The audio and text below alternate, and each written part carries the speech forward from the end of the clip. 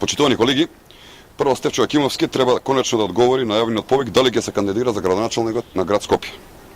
Се додека не одговори на ова прашање, тој покажува дека ниту самиот не е сигурен во себе, а не пак да држи лекции за прашање од државната економија. Неговите пресконференции започнуваат да наликуваат на класично милкување спрема Бранко Црвенковски. Ова милкување е поради тоа што Бранко Црвенковски му ветил подпредседателско место во Социјалдемократскиот сојуз на Стефчо Акимовски, а се уште ова ветување не е исполнето. А за тоа кој колку сработил, најдобро говорат бројките и фактите, а пред фактите боговите молчат. Невработеноста во 2006 година, кога СДСМ беше на власт, изнесуваше 37,9%. Таа на 31.12.2011 година, кога ВМРО ДПМН на власт, изнесува 31,2%.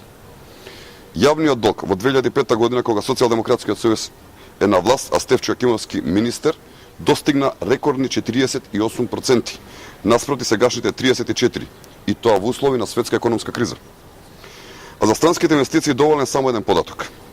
Тие за само 3 години, во периодот од 2007 до 2010 година, иако во половина од овој период имаше светска економска криза, изнесуваат 1,3 милијарди евра, што е за 300 милиони повеќе во однос на сите странски инвестиции во сите поранешни и влади и мандати на Социјалдемократскиот сојуз.